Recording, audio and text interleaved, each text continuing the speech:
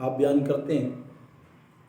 کہ نبی دو عالم صلی اللہ علیہ وسلم جب مدینہ منورہ زادہ اللہ شرف و تعظیمہ میں تشریف لائے تو یہود کو عاشوراء کے دن کا روزہ رکھتے ہوئے دیکھا، تو پوچھا کہ تم اس دن کیوں روزہ رکھتے ہو؟ تو انہوں نے کہا یہ ایسا دن ہے کہ جس دن اللہ تعالیٰ نے موسیٰ علیہ السلام اور قوم بنی اسرائیل کو فرعون کی قوم پر غلبہ عطا فرمایا ہے۔ ہم تعظیماً اس دن کا روزہ رکھتے ہیں۔ اللہ کے حبیب جان عالم صلی اللہ علیہ وآلہ وسلم نے فرمایا کیا ہم تمہاری نسبت موسیٰ علیہ السلام سے زیادہ قریب ہیں، چنانچہ آپ نے بھی اس دن کا روزہ رکھنے کا حکم ارشاد فرمایا۔ اس دن کی بڑی شانیں ہیں۔ اسی دن عرش و کرسی، زمین و آسمان اور سورج چاند ستارے جنت بنائی گئی، اور اسی دن حضرت ابراہیم علیہ السلام پیدا ہوئے، اور اسی دن ان کو آگ سے نجات ملی، اور اسی دن حضرت موسیٰ علیہ السلام اور ان کی امت کو فرعون سے نجات ملی،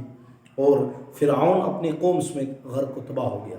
اور اسی دن حضرت عیسیٰ علیہ السلام کو پیدا کیا گیا، اسی دن ان کو آسمانوں کی جانب اٹھایا گیا، اور اسی طرح حضرت ادریس علیہ السلام کو بلند مقام کی جانب اٹھایا گیا اسی دن حضرت نوح علیہ السلام کی کشتی کوہ جودی کو پہاڑ کے اوپر لگی، اسی طرح اسی دن حضرت سلیمان علیہ السلام کو ملک عظیم کی بادشاہت عطا کی گئی، اسی دن حضرت یونس علیہ السلام مچھلی کے پیٹ سے ان کو نکالا، اسی دن حضرت یعقوب علیہ السلام کی بینائی آنکھوں کی روشنی لوٹائی گئی، اسی دن حضرت یوسف علیہ السلام گہرے کنویں سے نکالے گئے، اسی دن حضرت ایوب علیہ السلام کی تکلیف رفع کی گئی، اس آسمان سے زمین پر سب سے پہلی بارش اسی دن برسی۔ اسی دن کا روزہ پچھلی امتوں میں مشہور تھا، اور یہاں تک کا کہا گیا کہ پہلی امتوں پر تمام پر یہ 10 محرم کا روزہ، یعنی یہ اس دن کا روزہ فرض تھا۔ رمضان کی آمن سے اس کی یعنی کہ یہ منسوخ کر دیا گیا۔ حضور نبی رحمت صلی اللہ علیہ وسلم نے ہجرت سے پہلے اس دن کا روزہ رکھا۔ اب یہاں ایک اور بڑی خوبصورت شعاب الایمان کے اندر نبی دو عالم صلی اللہ علیہ وآلہ وسلم نے فرمایا جو یوم عاشوراء یعنی 10 محرم الحرام کے دن میں اپنے اہل و عیال پر، اپنے گھر والوں اہل و عیال پر وسعت کرے، اللہ تعالیٰ جل جلالہ اس کے سارے سال اس کے مال میں برکت عطا فرماتا ہے۔ طبرانی کی ایک اور منکر روایات میں ہے کہ اس دن میں ایک درم کا 7 لاکھ درم کے برابر ہے۔ اللہ تعالیٰ ہمیں اس کی برکتیں نصیب فرمائے۔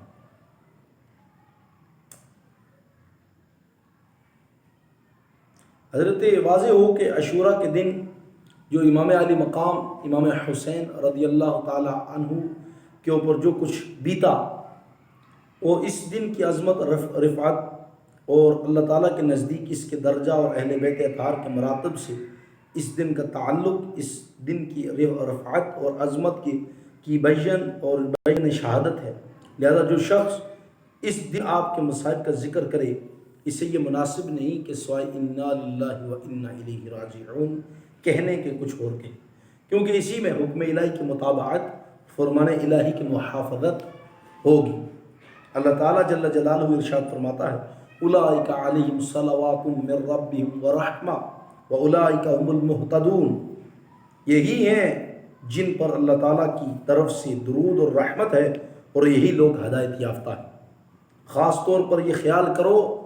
امام غزالی رضی اللہ تعالیٰ عنہ فرماتے ہیں خاص طور پر یہ خیال کرو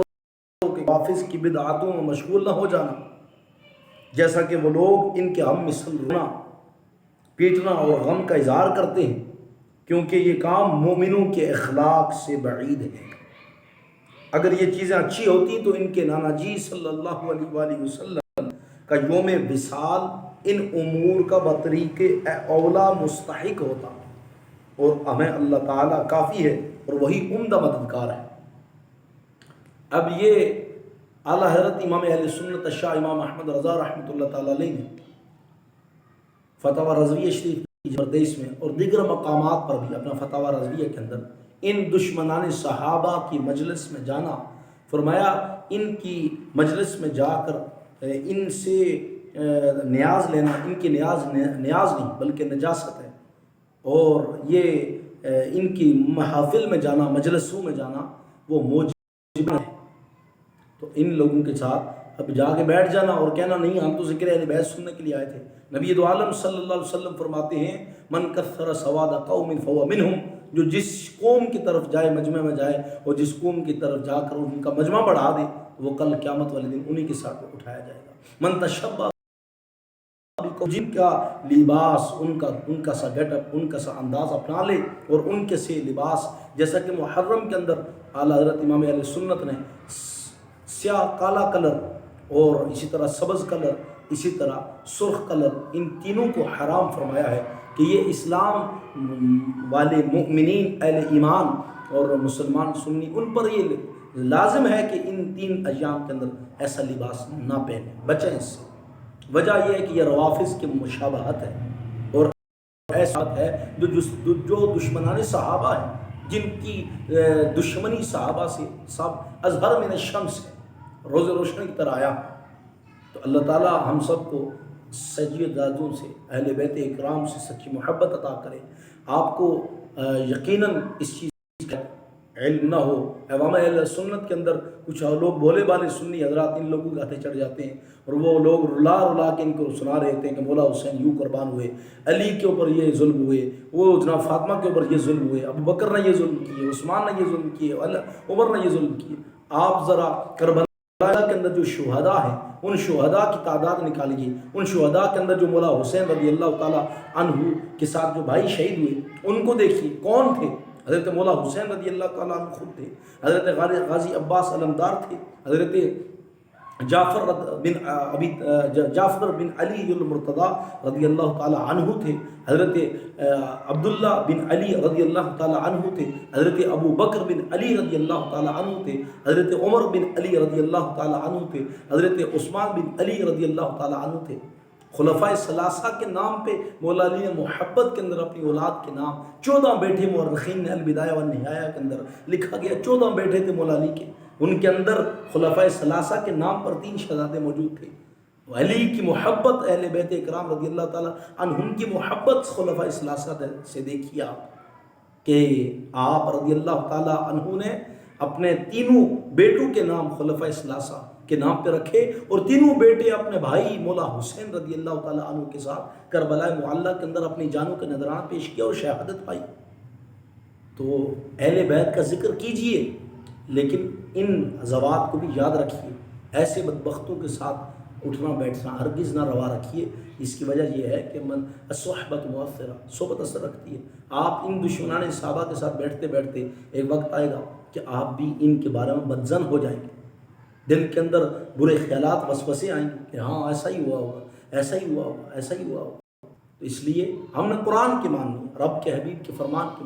رب کے حبیب صلی اللہ علیہ وسلم کے فرمان کی ماننی ہے کہ حضور نبی رحمت صلی اللہ علیہ وسلم کا رب فرماتا ہے وَكُلًّا وَعَدَ اللَّهُ الْحُسْنَىٰ، اے حبیب ہم نے تیرے ہر غلام سے جنت کا وعدہ کیا، رضی اللہ عنہم ورضوا عنہ، یہ اللہ سے راضی، اللہ ان سے راضی ہے۔ اللہ کے حبیب کہتے ہیں کہ لا تسبوا اصحابی، میرے صحابہ کو گالی نہ دینا، اذا رأیتم الذین یسبون اصحابی فقولوا لعنۃ اللہ علی شرکم، جب تم دیکھو کہ کوئی میرے کسی ایک صحابی کے بارے میں بھی بدگمانی کرتا ہے، تنقیص کرتا ہے، گالی دیتا ہے، برا کہتا ہے، تم کہو فقولوا لعنۃ اللہ علی شرکم، تم کہو اس پر، اس کے لیے تم کہو اللہ کی تجھ پر لعنت ہو، اللہ کا تیرے شر پر لعنت ہو۔ تو یہ ہماری احادیث اور اللہ کے حبیب کی